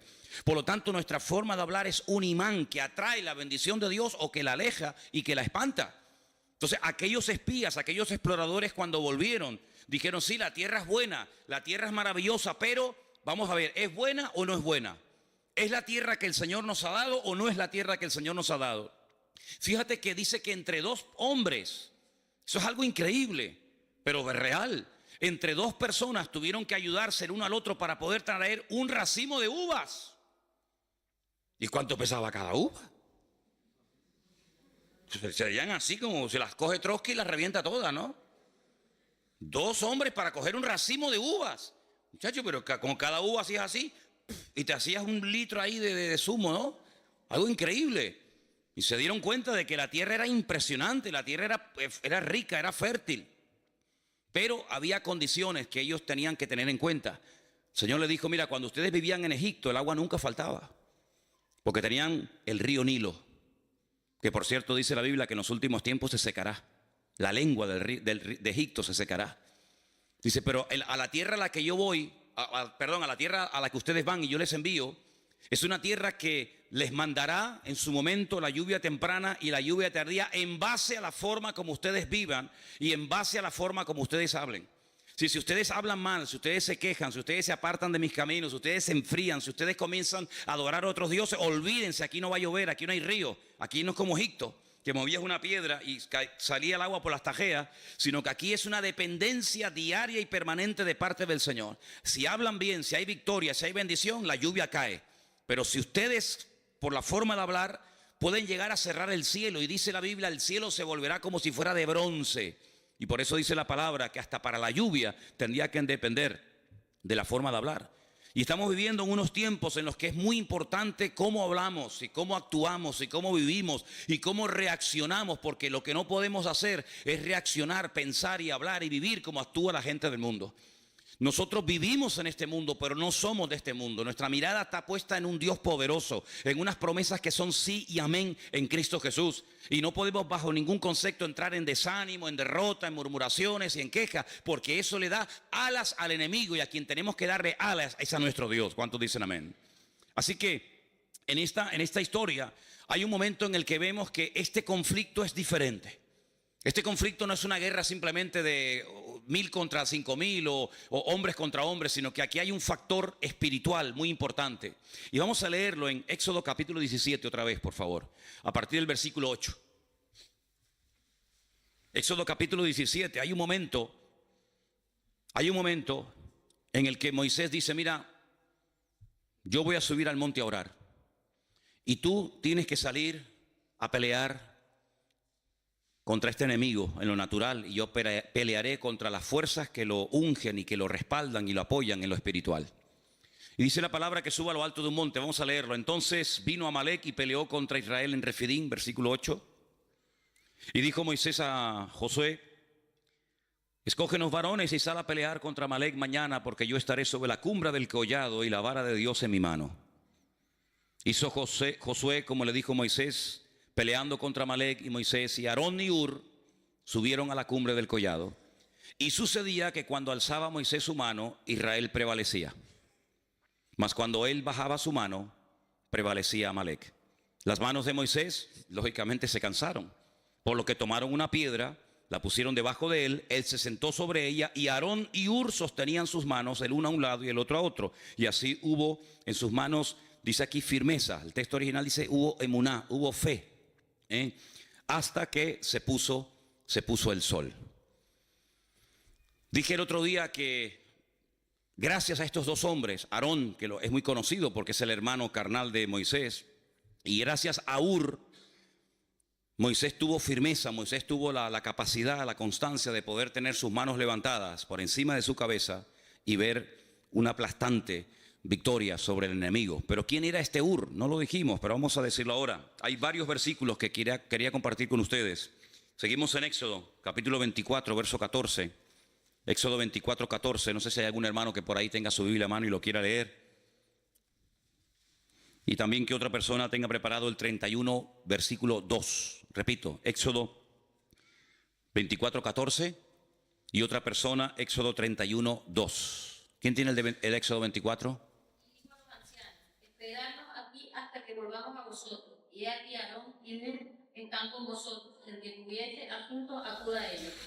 Hur, sin lugar a dudas, era un hombre muy importante dentro del pueblo de Israel. Hasta el punto que Moisés, cuando se va a la montaña a orar y se fue 40 días, le dice al pueblo: yo me voy un tiempo, pero si hay algún asunto, algún problema, algo que surja dentro del pueblo, ahí está Aarón y ahí está Hur, para que consulten con ellos. Luego, Hur no era una persona normal y corriente, sino una persona con una autoridad y con un peso espiritual, con una autoridad dentro del pueblo muy, muy importante. Es una referencia que tenemos que tener en cuenta. El segundo texto está en Éxodo 31:2, y ahí nos da un poquito más de información sobre este personaje llamado Hur. ¿Quién lo tiene? Mira, yo he llamado por nombre a Besaleel, hijo de Uri, hijo de Hur, de la tribu de Judá. Ok, este hombre era de la tribu de Judá, y el nieto de Hur fue la persona que el Señor capacitó y usó para la construcción y el diseño del tabernáculo en el tiempo en el que el pueblo de Israel estaba peregrinando. Hay algunos comentarios que dicen, y la mayoría de ellos afirman que es así, que Hur era el esposo de Miriam o de María. Saben que eran 3 hermanos: Moisés, Aarón y Miriam o María, y el marido de María atribuyen que sea Ur, ¿vale? Hay otro texto más y está en Primera de Crónicas 2, 18 y 19, y es el último texto referente a Ur que vamos a leer. Primera de Crónicas 2, 18 y 19. ¿Los están poniendo ahí? Qué bueno. Es que no tengo ojo por la espalda de momento. A ver, ¿quién los tiene, por favor? O si lo queréis leer ahí directamente. Leerlo todos, ahí lo tenéis.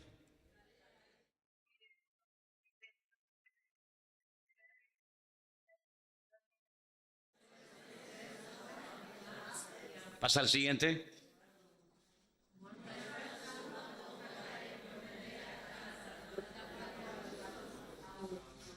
Ok, hay dos Caleb, hay dos personajes en la Biblia que tienen el mismo nombre.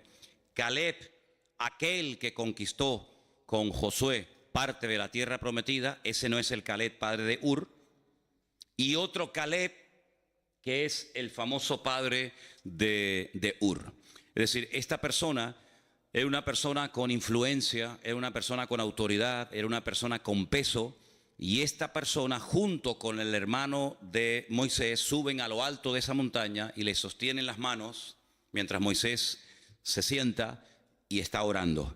Sí, aquí vemos cómo aprendieron a trabajar en equipo, cómo aprendieron a colaborar. Ese famoso salmo que se dice tantas y tantas veces: mirad cuán bueno y cuán delicioso es, ¿qué?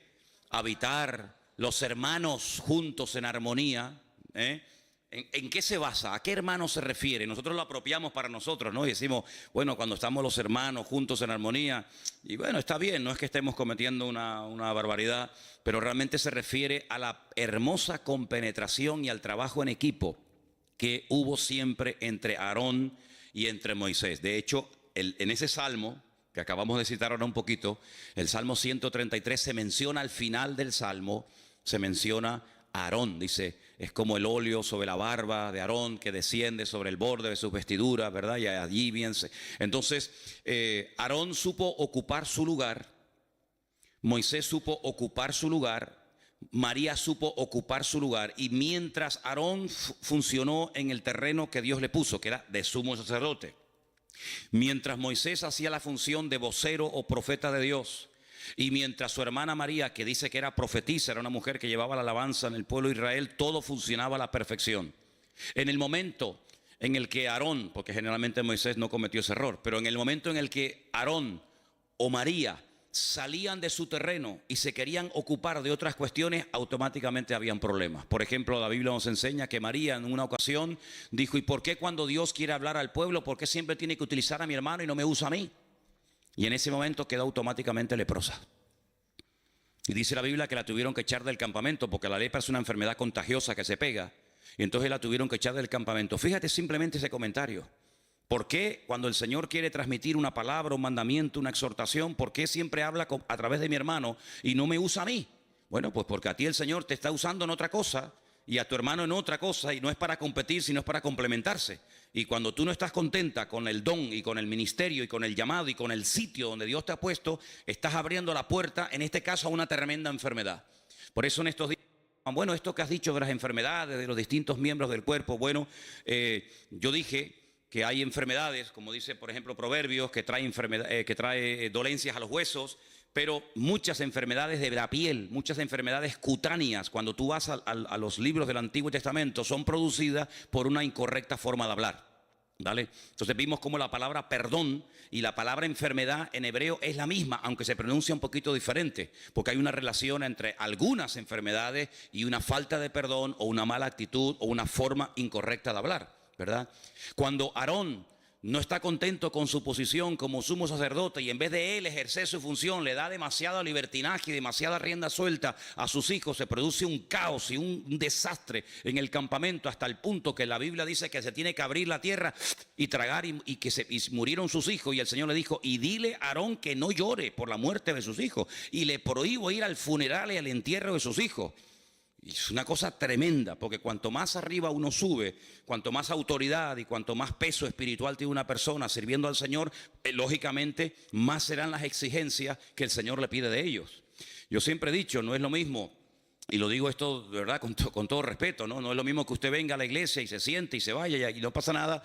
No es lo mismo que un pastor, no es lo mismo que uno que está en alabanza, no es lo mismo que una maestra de escuela dominical. A esos hay que exigirle no mucho, sino todo. ¿Por qué? Porque tienen que ser ejemplo a la congregación. Una maestra de escuela dominical tiene que llegar primero que los alumnos.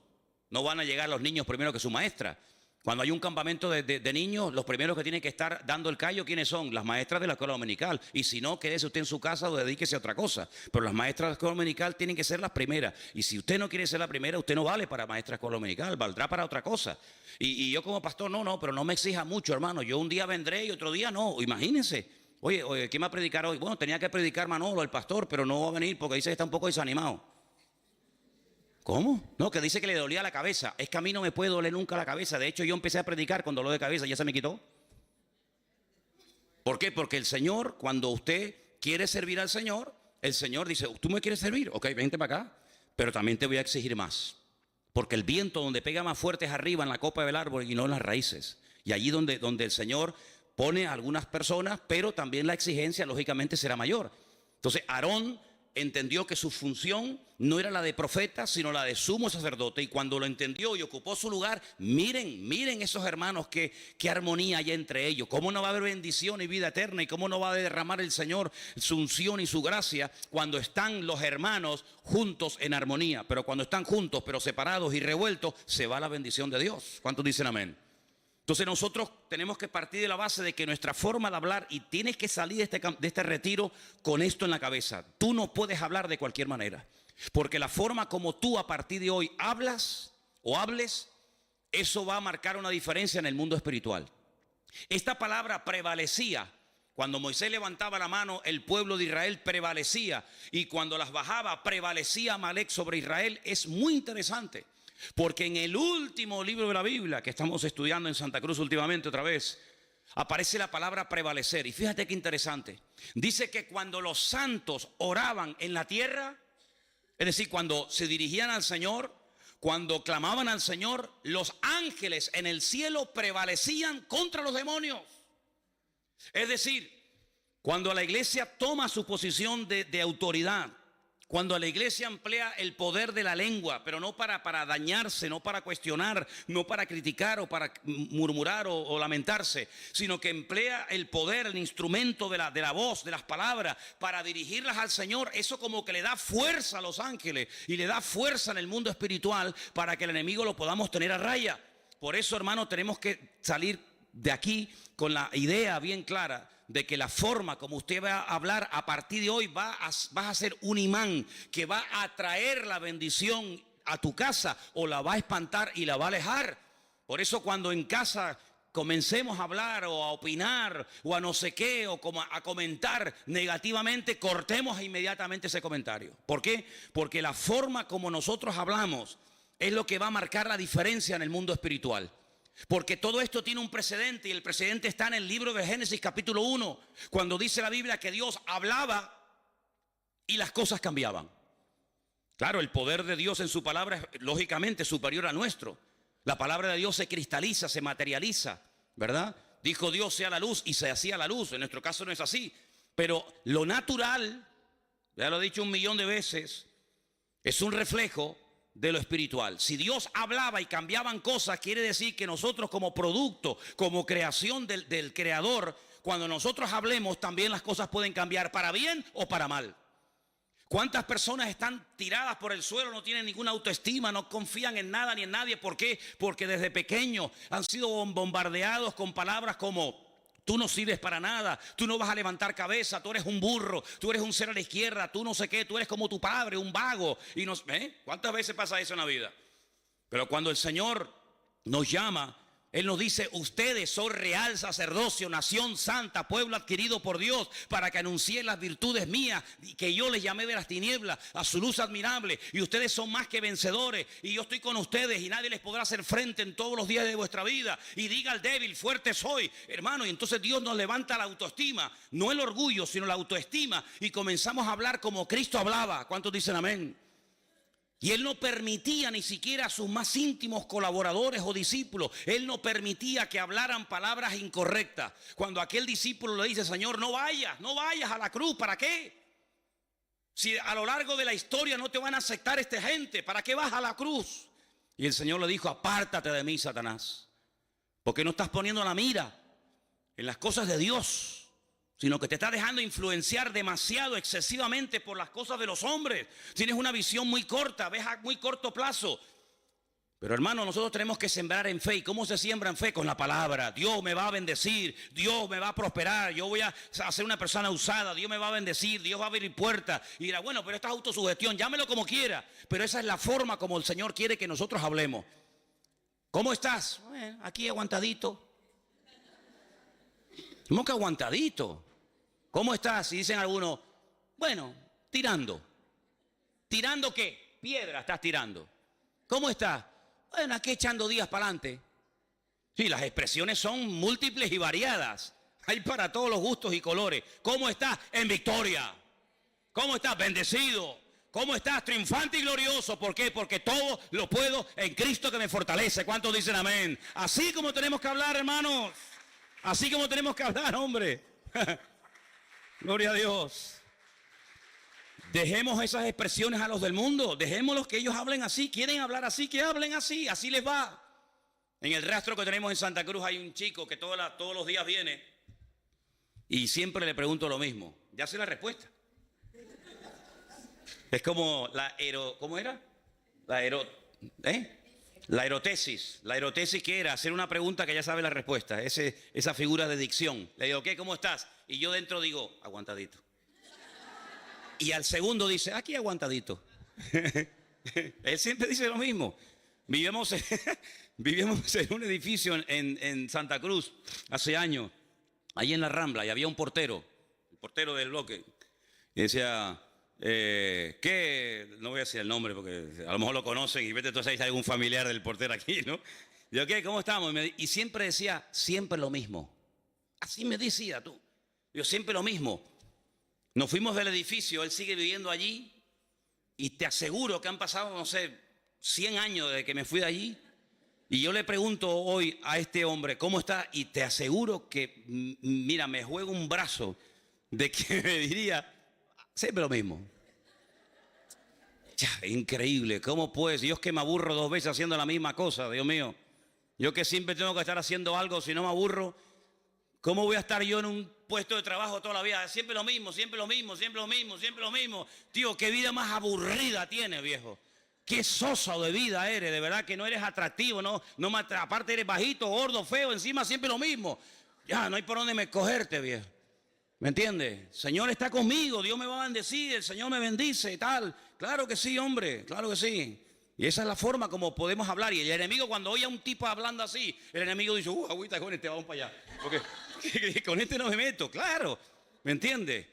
Y eso no tiene nada que ver con la edad, no tiene nada que ver con la cultura. No, es que los suecos somos así, los españoles. No, olvídate de eso, no, ni suecos, ni alemanes, ni vaina. Somos cristianos, somos hijos de Dios. Y como hijos de Dios, el diablo tiene que tenernos miedo a nosotros. Hay creyentes, yo no sé, aquí nosotros porque no nos hemos criado con ese ambiente, pero hay creyentes que cuando les conoces y hablas con ellos, de otras congregaciones sobre todo, pues siempre están, no, es que el diablo, no, es que el enemigo, es que yo digo, pero ¿cómo puedes vivir así? Siempre con miedo. El otro día estábamos poniendo el mural ese, por cierto, échenle un vistazo porque ahí hay fotografías del siglo XVIII. Ahí van a decir, Dios mío, dame discernimiento de espíritu porque no sé quién es este, ¿no? Y entonces resulta de que Juan, ¿no está Juan? Ahí está Juan. No sé cómo fue, yo pensaba, ven esos chorretes que hay por ahí del óxido de la canaleta. Pues dice, no, esto es de, ¿cómo me dijo? Del aceite o no sé qué cosa. Digo, ¿cómo del aceite, Juan? Si esto es de la lluvia que cae arriba y está oxidada la canaleta, hay que cambiarla. Dice, no, esto es de aceite. Digo, ¿cómo? Digo, mira, Me dice, mira para acá. Y le digo, ay, mira. Mire lo que hay aquí. Además, fíjate, hace así. Una mano. ¿La veis? Yo digo. Dice, no, hay aquí. Hay allí, hay. Y entonces resulta de que en el cuarto de las. ¿Cómo es? En el cuarto donde duermen ustedes, las puertas son blancas. Las puso unas puertas preciosas. Y el otro día estaba en la habitación, ahí creo que estaba hablando con Margarita, y veo en la puerta una mano. Y yo dije, sin haber sabido todavía la explicación de la vaina esta, yo digo, esto fue uno que tenía la mano hedionda o sucia, perdón. Perdón, ya. Como estamos de retiro, tengo mentalidad de retiro en vez de pastor ahora mismo, ¿no? Y entonces le digo, esto fue uno que tenía la mano sucia y la puse aquí. Y ya me iba yo a buscar un trapo para limpiarle y me dice Juan, dice, no, es que aquí, cuando esto a veces lo prestamos o lo alquilamos a algunas iglesias, y entonces resulta que no se les ocurrió otra cosa, por ahí hay más manos, ya verá, ahora van a ver manos por todos lados. Y dice, no, vinieron aquí unos hermanos y no se les ocurre otra cosa que meter las manos en aceite y ponerse por todas las paredes, ungiendo y bendiciendo las paredes, y yo digo, ungiendo las paredes. ¿Cómo que ungiendo las paredes? Es como si yo voy a tu casa y le digo, hermana, ¿tiene un poquito de aceite de olivas? Sí. Venga a ungirle en la casa y te mancho todo el salón. Hermano, nosotros no podemos tener esas supersticiones. Yo me acuerdo, hace años había aquí un matrimonio en el Toscal, que cuando fuimos un día a su casa y lo veo con un bote de aceite ungiendo la jaula del canario. Mi madre, no les digo mentira, era verdad. Y le digo, ¿pero qué está haciendo? Y dice, no, es que el canario últimamente está haciendo unos ruidos raros. Digo, ¿estará afónico? ¿Habrá aprendido el cántico? Digo, ¿pero cómo va a ungir usted la jaula de un canario, hombre? Con lo caro que está el aceite, hombre. Entonces, hermano, vamos a ver, el aceite en la Biblia se utilizaba todo, pero mire, nosotros tenemos un Dios que nos cuida hasta cuando cerramos los ojos durante la noche. No es prueba evidente que cuando estoy dormido y no me entero de nada, el Señor me está guardando. Dice, el ángel del Señor acampa alrededor de los que le temen y los defiende. Por lo tanto, yo tengo que ir por la vida con la seguridad de que el Señor está a mi lado y que nadie podrá contra mí, a menos que el Señor se lo permita. ¿Y sabe cuándo el enemigo tiene autorización, entre comillas, para atacarme y para zarandearme? Cuando bajo la guardia, cuando estoy en desorden, cuando me enfrío, cuando me aparto del Señor, cuando empiezo a pensar y a hablar tontería. Pero mientras yo esté hablando correctamente, mientras mi fe y mi mirada esté puesta en el Señor está conmigo como poderoso gigante. Y aunque un ejército acampe contra mí, no temerá mi corazón, porque el Señor es mi luz y mi salvación y no va a pasar nada. Porque esas son las promesas del Señor. Y tenemos que creer en las promesas del Señor, hermanos. Y no tener ningún temor. Hay una historia en la Biblia que yo la he leído y compartido infinidad de veces con ustedes. Y es esa historia cuando el profeta Eliseo está en una casa y resulta de que le dicen al enemigo, le dicen al ejército contrario, tú sabes por qué tú pierdes todas las batallas. Tú sabes por qué todas las estrategias te salen mal. Tú sabes por qué cuando vamos a atacar por un lado nos están esperando. Y cuando dice, bueno, pues ataquemos por el otro lado, nos están esperando. ¿Tú sabes por qué? Dice, no. Dice, porque en Israel hay un varón de Dios. Y lo que tú hablas en secreto, Dios se lo revela a él. Así que da igual si lo vas a atacar por la derecha, por la izquierda, por arriba, por abajo, de noche o de día. Todo te va a salir mal porque el Señor pelea con esa gente. Y este general o este rey dice, pues matemos a este hombre. Matemos a este hombre y se le acaba la fuente de información. Dice, vamos. Dice la Biblia que rodearon toda la casa del profeta Eliseo y no venían para contarle el cuento de Caperucita Roja, hermano. Venían para matarlo. Y entonces Eliseo tenía un colaborador, un ayudante, llamado Giesi. Nombre más feo. Así se llamaba, Giesi. Y Giesi sale fuera y cuando levanta la mirada, vio toda la casa rodeada de soldados que venían a matarlos. Y se mete para adentro muerto de miedo y dices, de aquí no salimos. Estamos rodeados de enemigos. Este es el último día de nuestra vida. Y el profeta Eliseo sale afuera, mira así, dice, tranquilo, no te preocupes. Más son los que están con nosotros que los que vienen contra nosotros. Y ese que era un pedazo de carne, porque era carne, le dice, ¿quién está con nosotros? Si hasta el perro salió corriendo. ¿Quién está con nosotros? Dice, Señor, abre los ojos para que vea. Y dice que cuando el Señor le permitió ver con los ojos de la fe, dice que vio millones de ángeles, la gloria del Señor estaba rodeando la casa y le dijo, yo te lo dije, aunque tú no lo veas porque tu forma de hablar impide que la revelación de Dios venga a tu vida.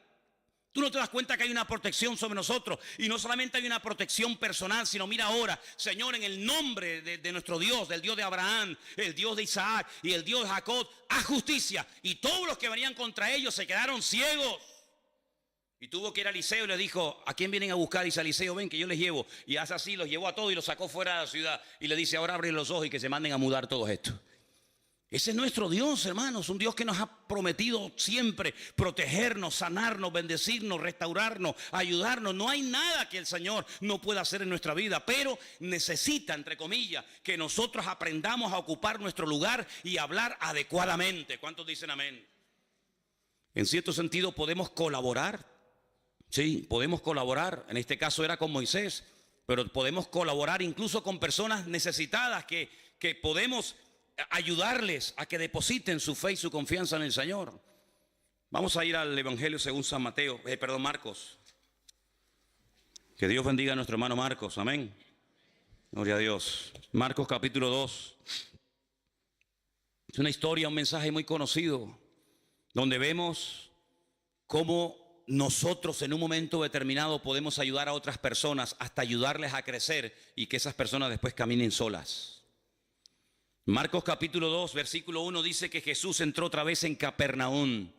La palabra Capernaum es Cafernaum. Cafer en hebreo significa pueblo. Naún es el nombre del profeta Nahum. Entró al pueblo del profeta Nahum. Y después de algunos días se oyó que estaba en casa.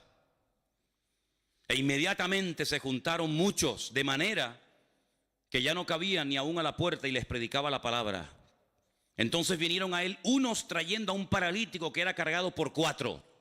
Pobre paralítico, no podía moverse, aunque quisiera, no podía. Estaba ahí inmóvil. Y como no podían acercarse a él a causa de la multitud, descubrieron el techo de donde estaba y haciendo una abertura bajaron el lecho en el que yacía el paralítico. No dijeron, bueno, mira, esto venimos otro día, hay demasiada gente, esto es un follón de gente, esto es imposible. No, la fe no conoce obstáculos, la fe supera los obstáculos. La fe no se amedrenta ante el no se puede, el que no sabemos. No. Si no podemos por la ventana, por la puerta. Y si no por la puerta, por el techo. Y si no, hacemos un túnel y lo metemos por abajo. Pero de aquí no nos vamos, porque esta es la oportunidad que hoy Dios nos está dando. Entonces vamos a subirnos al techo. Es que nos van a criticar, que me da igual. Hemos venido con una necesidad y de aquí no nos vamos hasta que veamos la gloria de Dios. Hemos venido con nuestro amigo, no puede caminar, pobrecito. Venga, vamos a hacer eso. Subieron al techo y ¿sabe lo que dice la Biblia? Que comenzaron a quitar allí, los techos eran como de paja, eran como de hojas de palmera. Y entonces de repente dice, uy, ¿esto qué es? Mira lo que dice, versículo 5. Al ver Jesús, la fe ¿de quién? ¿Y la fe del paralítico dónde está? No sabemos si tenía o no tenía fe. En ese momento el hombre estaba tan mal, tan desanimado, tan hundido, que dependía de otras personas. Así nos pasó a nosotros. ¿Verdad? Cuando vinimos al Señor, alguien nos llevó, alguien nos habló, dependíamos de alguien. Y este pobre hombre ni siquiera podía caminar, no tenía fe, no tenía ilusión en la vida, no tenía nada. Pero dice Jesús que al ver la fe de ellos, le dijo al paralítico, hijo, tus pecados te son perdonados. Entonces estaban allí sentados algunos de los escribas, los cuales cavilaban en sus corazones y decían, ¿por qué este habla así? Blasfemias dice, ¿quién puede perdonar pecados sino solo Dios? Y conociendo luego Jesús en su espíritu que cavilaban de esta manera dentro de sí mismo, les dijo, ¿por qué caviláis así en vuestros corazones? ¿Qué es más fácil? No dijo que es más difícil, sino que es más fácil. Le dijo al paralítico, ¿tus pecados te son perdonados? O levántate, toma tu lecho y anda. Si yo te pregunto a ti en esta mañana, ¿para ti qué es más fácil? ¿Decirle a una persona, te perdono tus pecados? ¿O decirle al paralítico, levántate, toma tu lecho y camina? ¿Para ti qué sería más fácil? Claro, porque eso no cuesta nada, ¿no? Pero para el Señor no hay nada difícil. Él no emplea la palabra difícil. Dice que es más fácil. ¿Cómo que es más fácil? Sí, para mí es igual. Me da igual resucitar un muerto que calmar una tempestad, que echar fuera 2000 demonios, que levantar a un paralítico, me da igual. Para mí todo es fácil, yo no tengo ningún problema. Lo difícil lo ponen ustedes. Entonces dice la Biblia que le dice al paralítico, más adelante, levántate, toma tu lecho y anda. Y ese hombre que vino cargado por 4 personas, que no dependía de sí mismo, sino de la ayuda externa de otros amigos, se marchó caminando. Entonces eso es lo que ha ocurrido en nuestra vida y eso es lo que tiene que ocurrir. Venimos al Señor con necesidades, venimos al Señor con dudas, venimos al Señor con problemas, con traumas, con ataduras, con lo que tú quieras. Y alguien nos habló del Señor, alguien nos invitó a la iglesia, alguien nos testificó, alguien nos sembró la semilla, la palabra. Y venimos pues así, sin poder movernos, atados con un montón de historias. Pero llega un momento en el que el Señor nos desata, nos libera, nos resucita, nos da vida otra vez. Y podemos caminar. Y ahora ese ya no tenía que volver a usar la camilla, porque eso fue una parte del pasado. Ahora él iba por las calles diciendo, yo estaba un día paralítico y ahora puedo caminar y puedo ayudar a otras personas. Y eso es lo que tiene que ocurrir en nuestra vida. Darnos cuenta de que a lo mejor tenemos que ayudar a una hermana y decirle, mira hermano, así no se habla, ¿sabes? No, así no se habla, mijo. ¿Cómo te voy a preguntar yo a ti todos los días cómo estás? Y tú dices, aquí aguantadito. No, aquí no se habla así, ¿sabes? Aquí aguantadito no hay nadie. Se tiene que hablar victoriosamente. Ah, vale, aprendido. ¿Y cómo está? Ay, ahí me duele aquí, me duele aquí, me duele allá, me duele por allá. No, yo no te estoy preguntando qué es lo que te duele, te estoy preguntando cómo estás. Ah, perdón. Y aunque te duela, no vamos a contar nuestras tragedias, sino vamos a contar nuestras victorias. Porque las tragedias se quedan en casa, pero las victorias hay que compartirlas. Cuando el Señor tenía problemas, ¿a dónde se iba? A la intimidad, a orar al Padre.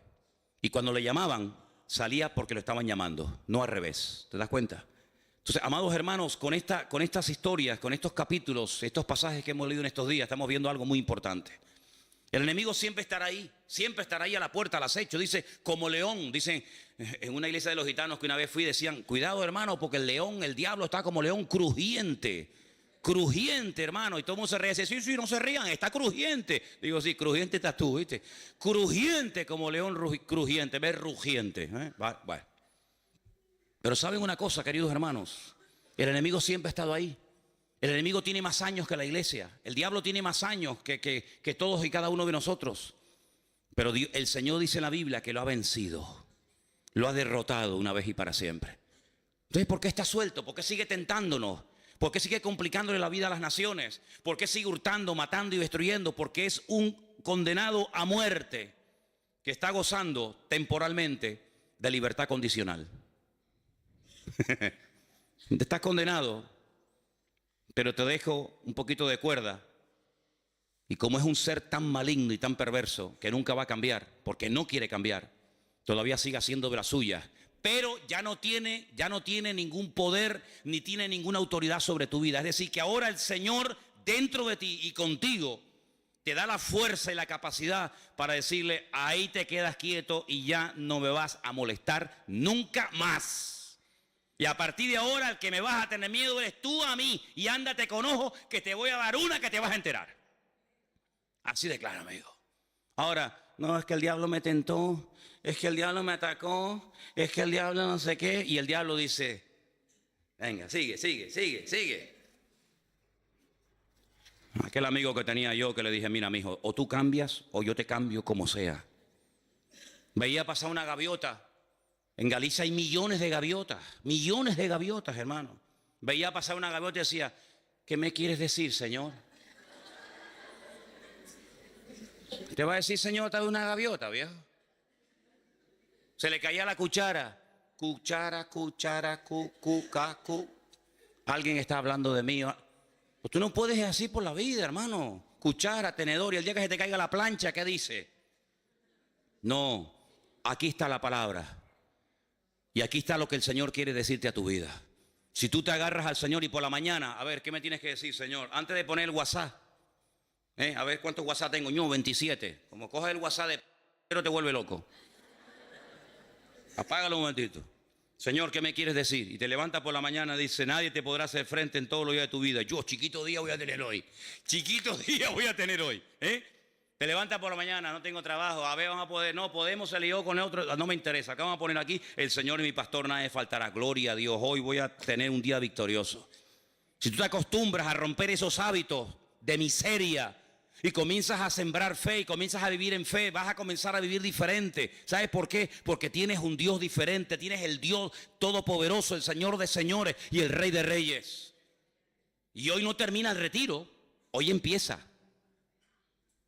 Hoy no termina, hoy empieza en tu vida el resultado de lo que aquí se ha enseñado. Porque de nada sirve haber estado aquí, gloria a Dios, aleluya, ¿verdad?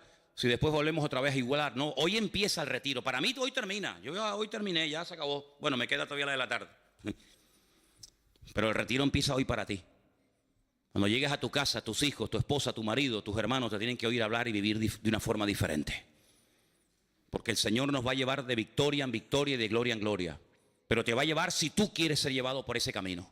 Vamos a orar en esta mañana, hermano. Cierra tus ojos donde estás. Bendito sea el Señor. Ahí donde tú estás, tienes hoy que decirle al Señor con tus propias palabras: yo hago pacto contigo, Señor. Yo me comprometo delante de ti, Señor, en esta mañana a hablar diferente, a comportarme de una forma diferente. Yo me comprometo, Señor, a partir de hoy a no quejarme, a no lamentarme, a darte gracias a Dios hasta por la almohada que uso para dormir, Señor. El poder estar aquí en esta mañana es un privilegio, pero es una responsabilidad también, porque el conocimiento nos compromete. Y también queremos aprovechar este momento, estamos todos aquí tranquilos y en oración, para orar por José Gregorio, Nuria, por el papá de José Gregorio que está en el hospital, nuestro hermano Nicasio, y también por Gabriela, que se encuentra ingresada desde el día de ayer. Queremos orar ahora por ella. Por favor, vamos a unirnos en oración. Vamos a orar. Pedir la bendición de Dios para estas vidas. Aleluya. Nuestra vida está en las manos de Dios. Y ni una hoja de un árbol se cae sin permiso del eterno Dios. Por lo tanto, todo lo cuanto acontece en nuestra vida, si le amamos y le obedecemos y vivimos en orden y en santidad, todo ayuda para bien, todo. No tengo miedo ni a lo que viene, ni a lo que va, ni a lo que dicen, ni a lo que no dicen, porque el Señor tiene el control 100% de mi vida. Pero para que esto fluya, para que fluya la bendición, para que fluya el toque del Señor en mi vida, yo tengo que estar alineado 100% con Dios, en línea con Él, sin apartarme ni a diestra ni a siniestra. Y por eso en esta mañana nos unimos contigo, nos alineamos contigo, Señor. Y desde aquí bendecimos a Gabriela en el hospital ahora mismo, Señor. Sé tú con ella, Padre. Sé tú con ella, Padre. Que sienta tu presencia, tu caricia sobre su vida ahora mismo, Dios mío. Oramos por nuestro hermano Nicasio. Tócalo, Dios, allí en el hospital donde él se encuentra, Padre. Él te ha servido durante muchos años de su vida. Y pido que ahora, Señor, tú lo visites conforme a tu voluntad. Fortalece a la familia, a José Gregorio, a su esposa Nuria, su madre.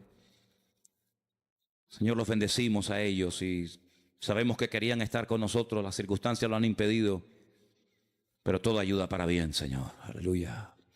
Y te pedimos, Señor, en esta mañana que cuando nos marchemos de aquí, nunca olvidemos que Amalek está a la puerta acechando, que es un enemigo que no tiene piedad. Es un enemigo que aprovecha la más mínima ocasión para complicarme la existencia.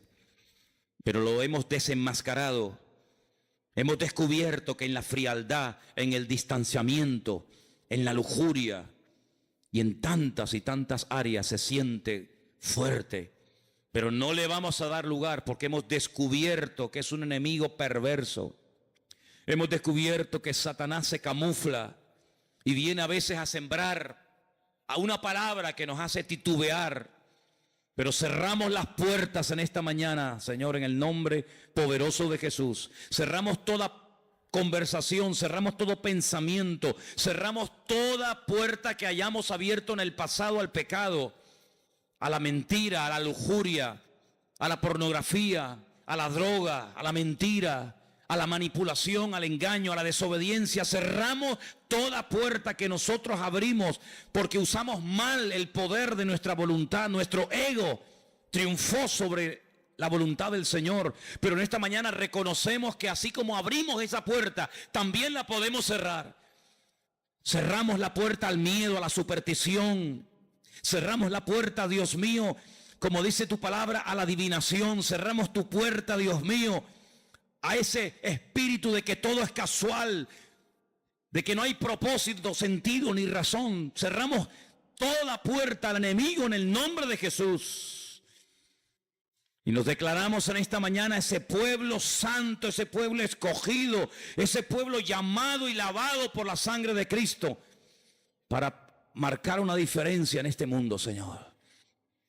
Señor, sabemos que en estos días este lugar ha sido una especie de oasis, donde ha habido palabra, donde ha habido presencia, donde ha habido renuevo. Sabemos que volvemos a nuestras casas, volvemos a nuestros barrios, volvemos a nuestras ciudades donde hay lujuria, perversión, libertinaje y carnalidad y tantas barbaridades. Pero nosotros no nos vamos a dejar afectar por el ambiente, porque Señor, tu palabra nos dice que tú estás con nosotros y ellos tendrán que convertirse a ti y no nosotros a ellos. Renunciamos a todo deseo, a toda inclinación de la carne, a pecar. Renunciamos en el nombre de Jesús a todo deseo de volver atrás, como la mujer de Lot, que quiso mirar atrás mientras huía y quedó petrificada, inservible para nada. Nosotros no queremos ser gente petrificada, gente religiosa, gente que sabe pero no vive, gente que conoce pero no practica. No, Señor, renunciamos a esa doble moral, a esa doble vida. Y en el nombre de Jesús declaramos la victoria de nuestro Señor. Tú eres el derrotado, tú eres el vencido, tú eres el que ha sido humillado. Nosotros en el nombre del Señor nos levantamos y somos cabeza y nunca más seremos cola. Siempre estaremos arriba y nunca abajo. Porque tú lo has querido así, Señor, y a nosotros nos alegra el plan que tú tienes para nuestra vida. Aleluya. Toda la gloria sea para nuestro Dios. Santo es el Señor, eterno nuestro Dios. Aleluya. Bendito seas, Santo. Santo eres tú, Señor. Toma la mano de la persona que está a tu lado. Vamos a orar en esta mañana los unos por los otros, ¿sí? Vamos a orar los unos por los otros, ministrarnos, bendecirnos. Ora por ese hermano, por esa familia. Vamos a estar orando todos en esta mañana, unos por otros, en el nombre de Jesús. Derrama bendición, Señor, en este lugar. Derrama bendición sobre tu iglesia, Dios mío. Aleluya, aleluya. Sí, Señor. Sí, Señor. Oramos todos en esta mañana delante del trono de la gracia. Oh, Cristo Jesús, santo, santo. Sigue la gloria, sigue la gloria.